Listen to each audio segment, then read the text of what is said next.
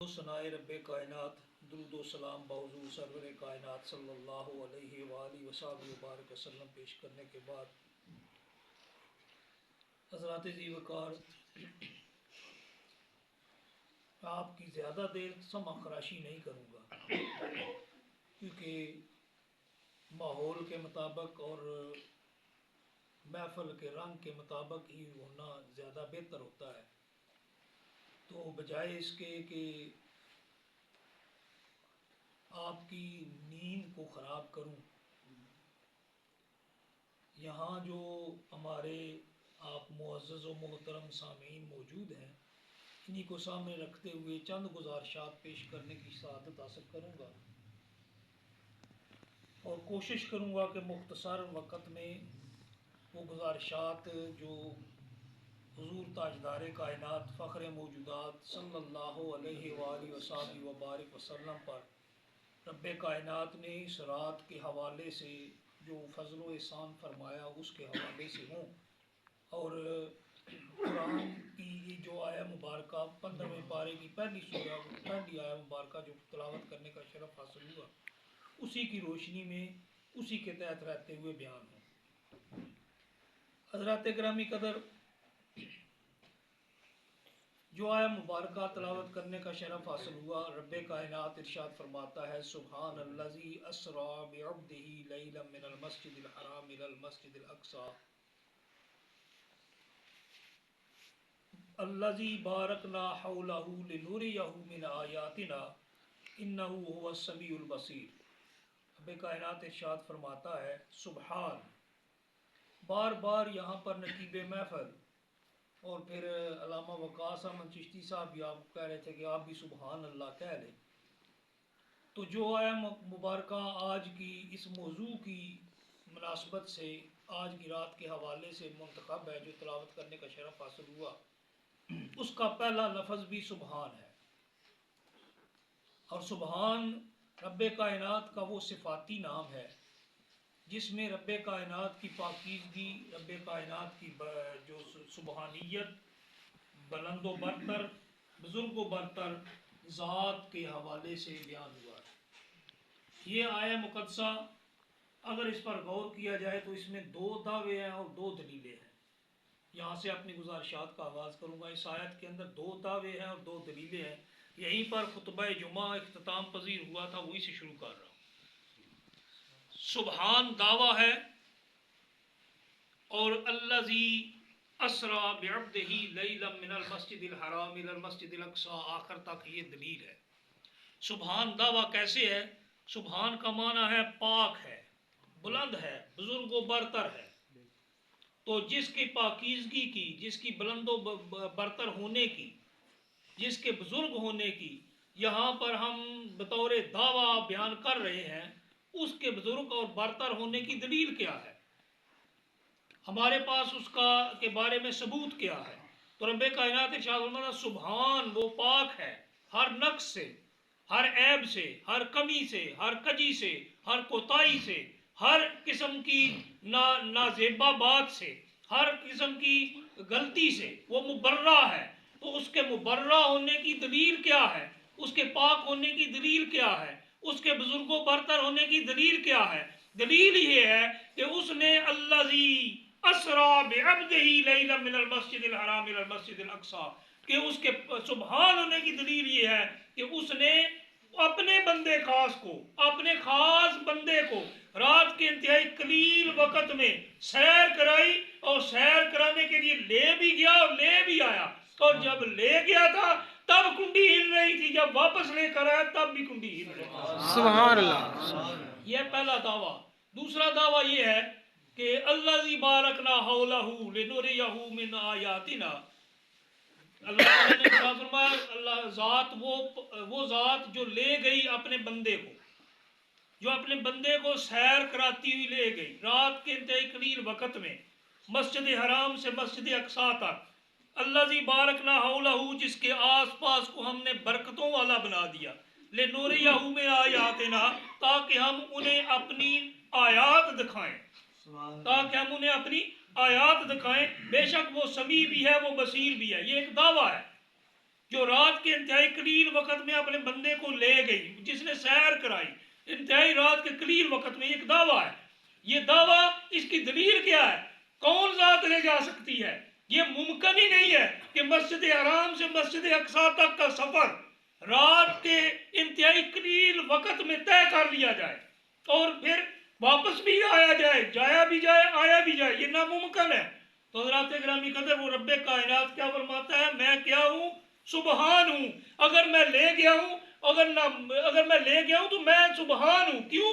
کہ نہ لے جا سکنا، کسی چیز کا ناممکن ہونا، یہ کسی ذات میں کمی کا باعث ہوتا ہے، نقص کی کا باعث ہوتا ہے۔ اگر ناممکن جو تمہارے لیے ہے، جو چیز تمہارے لیے ناممکن ہے، وہ تمہارے نہ کر سکنے کی وجہ سے ہے۔ مثلا میں کہوں کہ میں یہاں بیٹھ کر جہنم دیکھا ہوں بیٹھے بیٹھے، تو میرے لیے ناممکن ہے، میری ذات میں اتنی طاقت ہی نہیں ہے، میری ذات کی اتنی حیثیت ہی نہیں ہے کہ میں اس دیوار کے پار بھی دیکھ سکوں، چلے جائے کہ جہنم دیکھ لوں۔ یہ میرے لیے ممکن نہیں ہے، کیونکہ یہ میری ذات کا نقص ہے، میری ذات کا عیب ہے، میری ذات کی کمی ہے۔ تو رب کائنات فرماتا ہے جو تمہارے لیے ناممکن ہوتا ہے وہ تمہاری ذات کا نقص ہوتا ہے، اور میں وہ ذات ہوں جو اپنے بندے کو لے گئی سیر کے لیے، اگر نہ لے جا سکتا تو میں سبحان نہ ہوتا، کیونکہ میں سبحان ہوں، اس لیے میں لے جا سکتا ہوں، لے آ بھی سکتا ہوں، کیونکہ میری ذات میں کوئی نقص ہے موجود ہی نہیں ہے۔ نعرہ تکبیر، نعرہ رسالت، سیدی مرشدی، عظمت و شان مصطفیٰ۔ حضرات گرامی قدر، پھر رب کائنات کا ایک طریق رہا ہے قرآن پاک کے اندر۔ وہ طریق کیا ہے کہ رب کائنات جب کسی کی عظمت بیان کرنا چاہتا ہے نا، تو اس ذات سے بڑی ذات کو بطور عنوان تجویز کرتا ہے۔ جس ذات کی عظمت بیان کرنی ہو، اس سے بڑی ذات کا عنوان، اس مضمون کا عنوان اس سے بڑی ذات ہوتی ہے۔ مثال کے طور پر قرآن پاک کے اندر رب کائنات نے صحابہ کرام کا تذکرہ کرنا چاہا تو کیا فرمایا؟ والذین معه اشداء علی الکفار رحماء بینہم تراہم رکعا سجدا یبتغون فضلا من اللہ ورضوانا۔ صحابہ کرام کا تذکرہ کرنا چاہا، ان کی فضیلتیں بیان کرنا چاہیں، فضیلتوں کا مضمون چلانا چاہا، تو کیا کیا؟ صحابہ کرام کا تذکرہ بعد میں کیا، وہ مضمون بعد میں بیان کیا، پہلے اس کا ایک عنوان تجویز کیا۔ وہ عنوان کیا تھا؟ وہ عنوان وہ ذات ہو سکتی ہے جو ان جن کا مضمون جن کے بارے میں ہو اس سے بلند ہو۔ تو کیا عنوان تجویز کیا؟ رب کائنات نے ارشاد فرمایا محمد الرسول اللہ والذین معه اشداء علی الکفار۔ کہ صحابہ ذکر تمہارا ہوگا، مضمون تمہارا چلے گا، بات تمہاری ہوگی، تمہاری عظمتیں، تمہارا کردار بیان کرنا ہوگا، لیکن اس کا عنوان کون ہوگا؟ اس کا عنوان میرا محبوب ہوگا، اس کا عنوان میرے محبوب کی ذات ہوگی، اس کا عنوان محمد الرسول اللہ ہوگا۔ تو اسی طرح جب اللہ تعالیٰ نے رسول اللہ صلی اللہ علیہ وسلم کی کسی عظمت کا بیان کرنا چاہا تو پھر اس کا عنوان کون ہوگا؟ اس مضمون کا عنوان کیا ہوگا؟ تو رب کائنات نے اس کا عنوان بھی بیان کرتے ہوئے ارشاد فرمایا سبحان الذی اسریٰ بعبدہ لیلا من المسجد الحرام۔ معراج کا بیان ہونا تھا سرکار دو عالم کا، ہونا تو یہ چاہیے تھا کہ یہاں بیان ہوتا کہ سرکار دو عالم معراج پر تشریف لے گئے، آپ تشریف لے گئے، آپ نے سیر کی، یہ بیان نہیں ہوا۔ بیان اس طرح ہوا کہ ہے محبوب تیرے سفر معراج کو بیان کرنا ہے، مسجد حرام سے مسجد اقصیٰ تک بیان کرنا ہے، تو اس مضمون کا عنوان آپ کی ذات نہیں بلکہ میں خود رب کائنات کی ذات ہوگی۔ سبحان الذی اسریٰ بعبدہ، پاک ہے وہ ذات، سبحان ہے وہ ذات جو اپنے بندے کو سیر کے لیے لے جاتی ہے۔ تو حضرات گرامی قدر، یہ تو دو تین باتیں تھی جو سبحان کے حوالے سے میں نے عرض کرنی تھی۔ اس کے بعد رب کائنات نے ارشاد فرمایا کہ جب بھی کوئی مضمون شروع ہوتا ہے، جب بھی کوئی مضمون کا آغاز ہوتا ہے تو اس مضمون کے لیے عنوان کا میں نے آپ کی خدمت میں عرض کیا کہ اس کے لیے ایک عنوان رب کائنات تجویز کرتا ہے۔ تو حضرات گرامی قدر، سبحان الذی اسریٰ، سبحان الذی عنوان ہے، تو رب کائنات نے یہاں پر یہ بھی ہمیں بتایا ہے، کیا بتایا ہے کہ دعویٰ جو کیا جاتا ہے اس کی دلیل اس سے مضبوط ہوتی ہے. دعوے کی دلیل مضبوط نہ ہو تو دعویٰ قابل قبول نہیں ہوتا. سرکار دو عالم صلی اللہ علیہ وسلم نے دعویٰ کیا ہی نہیں. دعویٰ کس نے کیا ہے؟ خدا نے. بندے آپ صلی اللہ علیہ وسلم نے دعویٰ نہیں فرمایا.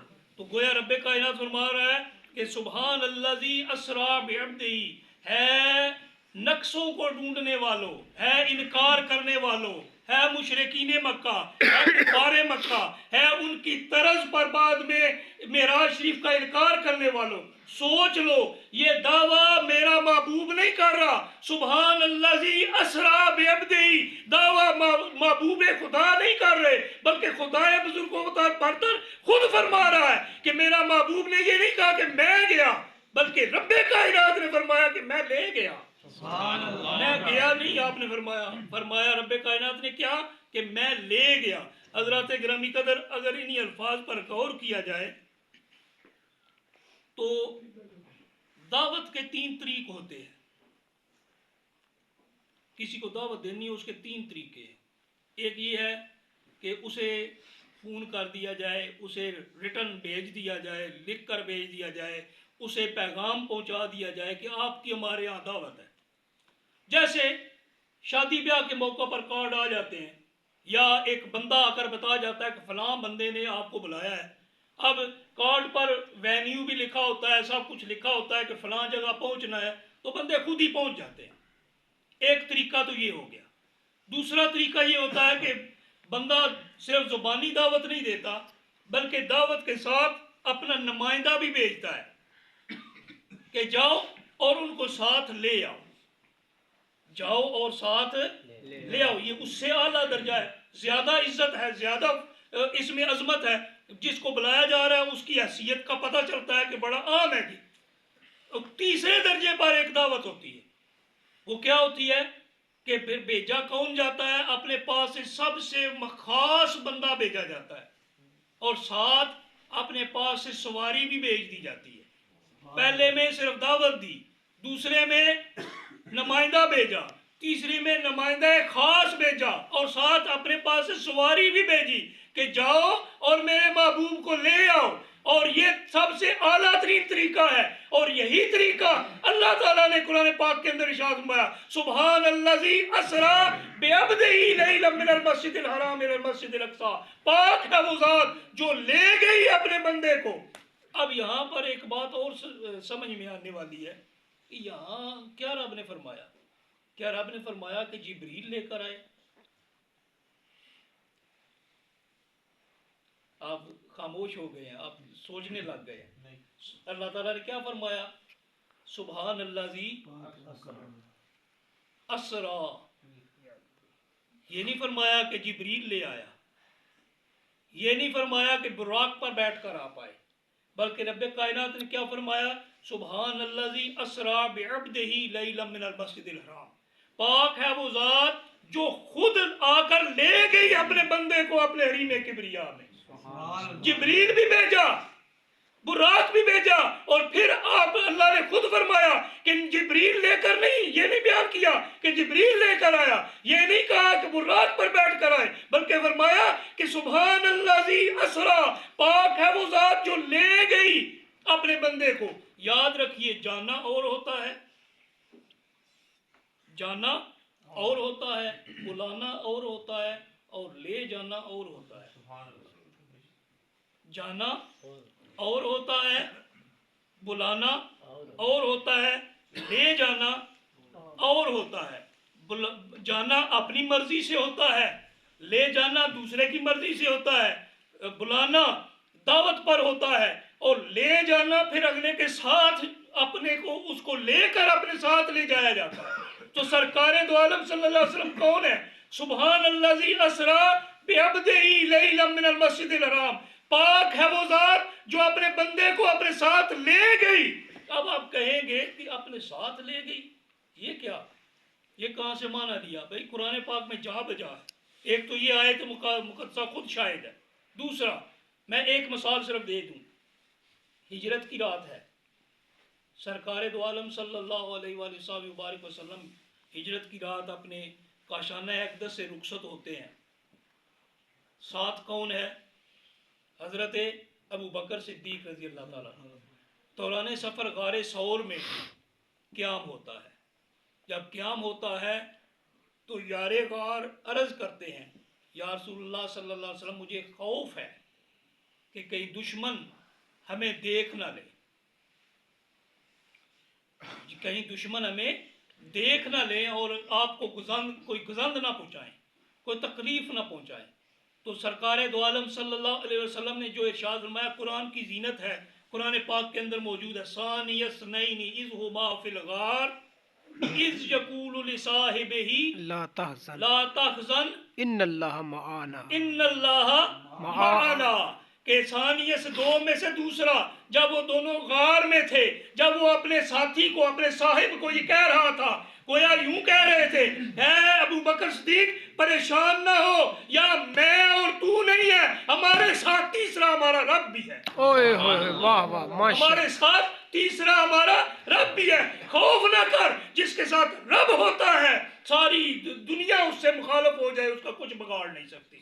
تو اللہ تعالیٰ نے کیا فرمایا؟ سبحان الذی اسرا بعبدہ، پاک ہے وہ ذات جو لے گئی اپنے بندے کو.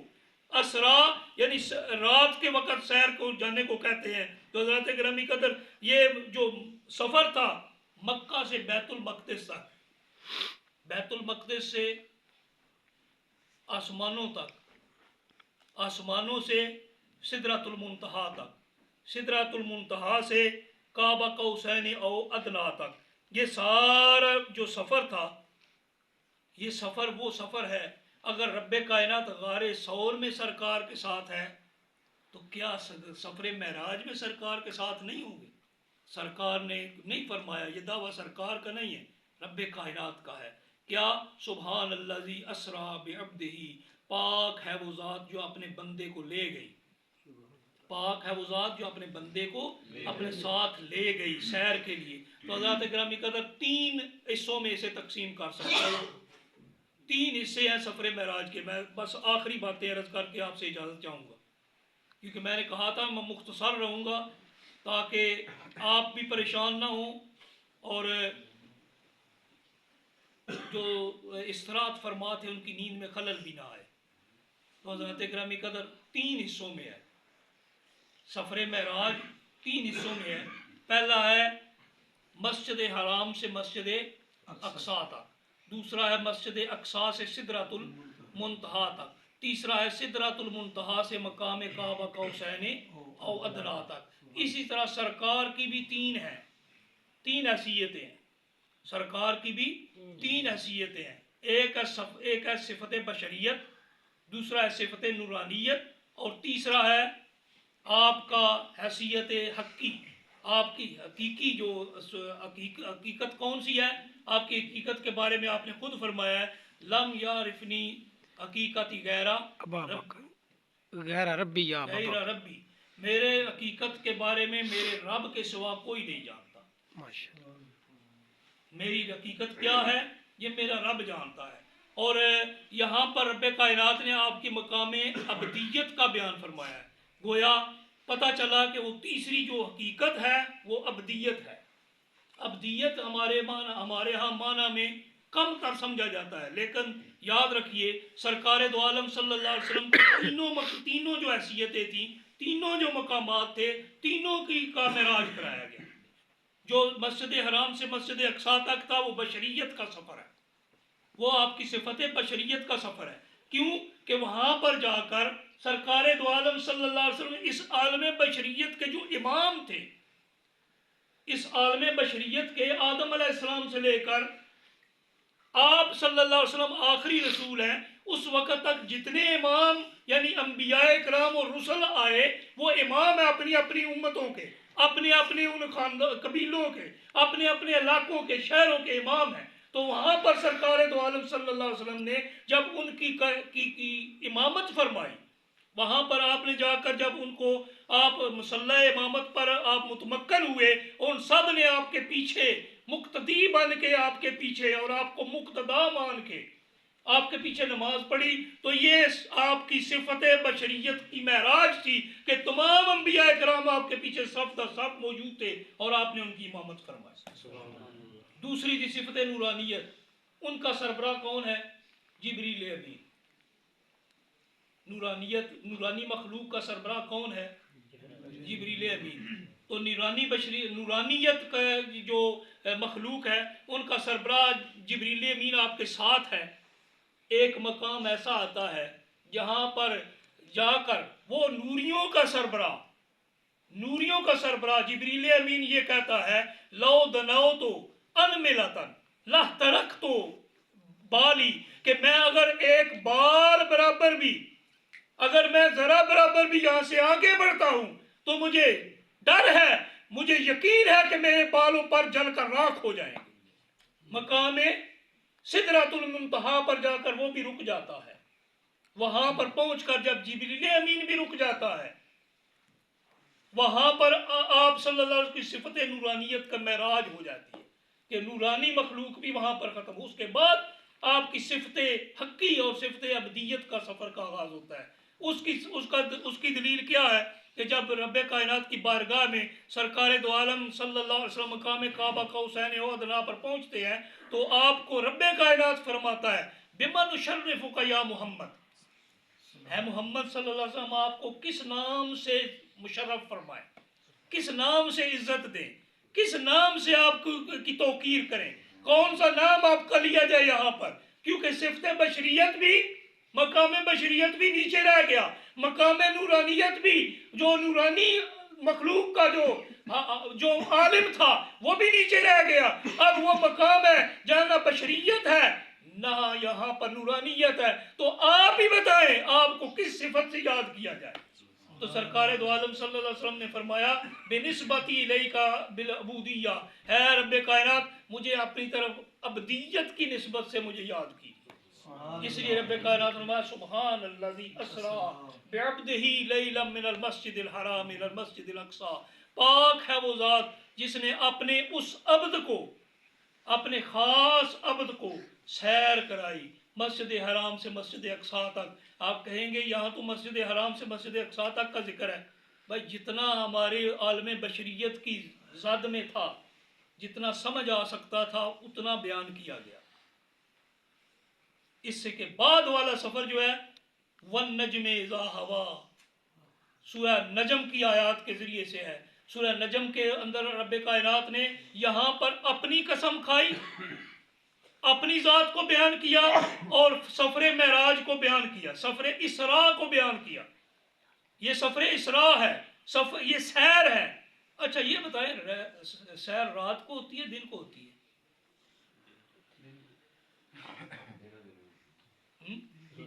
دن کو ہوتی ہے. مطلب کچھ دکھانا ہو، کچھ دیکھنا ہو تو دن کو سیر کی جاتی ہے. یہ کون سی سیر ہے جو رات کو ہو رہی ہے؟ پتہ چلا لِنُرِيَهُ مِنْ آیاتنا، جو فرمایا نا میں اپنی آیات ہم نے دکھانی ہے. اس سے پتہ چلا کہ رب کائنات نے رات کو سیر اس لیے کرائی کیونکہ رات کی سیر ہی تو اس اللہ تعالیٰ کی بارگاہ میں مقبول ترین سیر ہے، کیونکہ اس میں رب کائنات نے اپنی خاص نشانیاں دکھانی تھی جو دن کو نہیں دیکھی جا سکتی تھی. اور پھر رات تو آپ انبیاء کرام کو دیکھیں، آپ صحابہ کرام کو دیکھیں، آپ صلحائے امت کو دیکھیں، غرفاء کو دیکھیں، وہ دن بھر اس انتظار میں رہتے ہیں کہ رات ہو اور وہ رات کو اس رب کی بارگاہ میں آ جائیں اور ملاقات کریں. تو رات کی ملاقات ہی اصل ہوتی ہے. حضرت گرامی قدر میں عرض کر رہا تھا وَالنَّجْمِ اِذَا هَوَىٰ میں اگلے سفر کا بیان ہے. وَالنَّجْم یہاں پر اللہ نے اپنی سبحان میں اپنی صفت بیان کی، اور وَالنَّجْم میں جا کر سورہ نجم کے اندر اپنی نہیں اپنے حبیب کی قسم کھائی.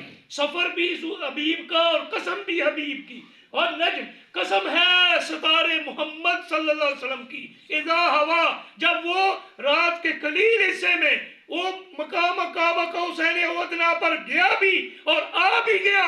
ہوا کا دونوں معنی دیے جاتے ہیں، جانا بھی اور آنا بھی، چڑھنا بھی اور اترنا بھی. جو گیا بھی اور آ بھی گیا، اور جب واپس مکہ المکرمہ میں اپنے گھر کے اندر داخل ہوا تو کنڈی ابھی ہل رہی تھی، بستر ابھی گرم تھا، پانی ابھی چل رہا تھا، وہ وقت گزرا نہیں تھا۔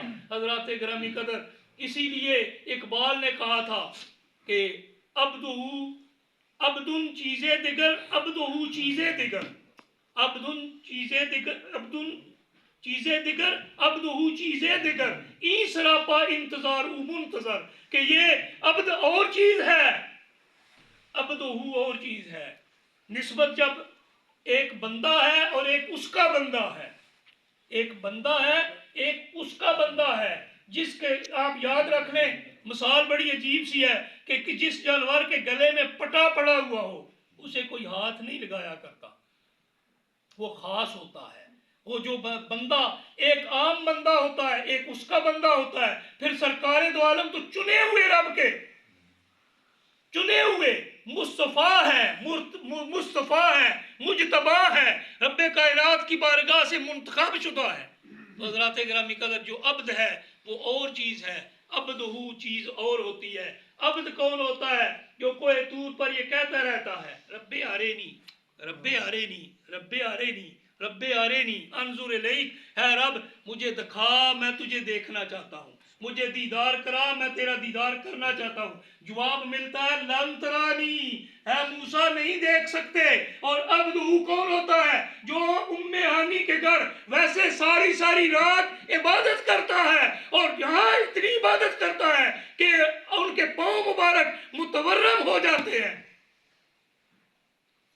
وہ علامہ رضا الدین صدیقی صاحب کا ایک شعر مجھے یاد آتا ہے، آپ فرماتے ہیں کہ وہ کس بلا کی ریاضت تھی کہ خود رب نے کہا، وہ کس بلا کی ریاضت تھی کہ خود رب نے کہا میرے محبوب تو کیوں رات کو اکثر جاگے، میرے محبوب تو کیوں رات کو اکثر جاگے، یا ایھا المزمل قم اللیل الا قلیلا، یا ایھا المزمل قم اللیل الا قلیلا، رات کو تھوڑا کھڑا ہوا کیجئے۔ اور رب جب خود فرمائے اے محبوب تھوڑا کھڑا ہوا کریں، لیکن رب حضرت ام المومنین سیدہ عائشہ صدیقہ عرض کریں یا رسول اللہ آپ اتنی کیوں تکلیف اٹھاتے ہیں؟ آپ کے رب نے یہ نہیں فرمایا کہ آپ کے اگلے اور پچھلے گناہ معاف ہیں؟ آپ نے فرمایا افلا اکون عبدا شکورا، افلا اکون عبدا شکورا، کیوں میں رب کا شکر گزار بندہ نہ بنوں؟ ارے پوری رات ویسے عبادت کرتے ہیں، اس رات چادر تان کے سو رہے ہو، یہ ممکن ہے؟ یہ ممکن نہیں ہے۔ وہ ایک صاحب ہیں، میں المعراج کتاب کے اندر ان کے مصنف نے لکھا ہے کہ آپ سو نہیں رہے تھے، یہ نہیں ہو سکتا کہ رب کی بارگاہ سے بلاوا آنا ہو اور سو رہا ہو، بس دکھانا ہے۔ دکھانا کیا ہے کہ ارے میری خواہش نہیں، یہ رب کائنات کا حکم ہے کہ اس کی بارگاہ میں حاضر ہوا جائے، اس لیے چادر تان کے سو رہے ہیں، اور امت کو بتانا مقصود ہے کہ میں رب کائنات کی بارگاہ میں خود نہیں گیا بلکہ مجھے رب کائنات نے خود بلایا ہے، اور جانا اور ہوتا ہے، بلایا جانا اور ہوتا ہے، اور لے جایا جانا اور ہوتا ہے۔ جب لے جایا جائے تو پھر رب کائنات خود فرماتا ہے سبحان الذی اسری بعبدہ لیلا من المسجد الحرام الی المسجد الاقصی، پاک ہے وہ ذات جو لے گئی اپنے بندہ خاص کو، کہاں سے؟ مسجد حرام سے مسجد اقصی تک، مسجد حرام سے مسجد اقصی تک۔ کس لیے؟ الذی بارکنا حولہ، جس کے آس پاس کو ہم نے برکتوں والا بنا دیا، اور لنوریہ من آیاتنا، تاکہ ہم انہیں اپنی آیات دکھائیں۔ آیات کون سی دکھائیں؟ یہ آئندہ کبھی موقع ملا تو ضرور بات ہوگی، میں نے ڈائری اس لیے بند کر دی ہے کیونکہ اس پر چلا تو بات پھر لمبی ہو جائے گی۔ میں نے 2 پوائنٹ لیے اور 2 پوائنٹس کے بعد میں نے اس ڈائری کو یہیں پر بند کر دی ہے۔ یہ جو ہے نا بات پھر بڑھ جاتی ہے، ابھی بھی بڑھ گئی ہے، میں رکنا چاہتا تھا تو 9:15 پھر بھی ہو گئے ہیں۔ اللہ تعالیٰ ہمیں سمجھنے کی توفیق عطا فرمائے۔ رب کائنات نے کیا فرمایا؟ سبحان الذی اسری، پاک ہے وہ ذات جو اپنے بندہ خاص کو لے گئی کہاں؟ مسجد حرام سے مسجد اقصیٰ تک، جس کے آس پاس کو ہم نے برکتوں والا بنایا۔ وہ برکتیں کون سی ہیں یہ بھی کبھی موقع ملا تو انشاءاللہ یہ بھی بیان ہوں گی۔ لِنُرِيَهُ مِنْ آیاتنا، تاکہ ہم انہیں اپنی نشانیاں دکھائیں۔ وہ نشانیاں کون سی ہیں یہ بھی کبھی موقع ملا تو ضرور بیان کریں گے۔ إِنَّهُ هُوَ السَّمِيعُ الْبَصِيرُ، بے شک وہ خوب سننے والا خوب دیکھنے والا ہے۔ اللہ تعالیٰ ہمیں سمجھنے کی توفیق عطا فرما۔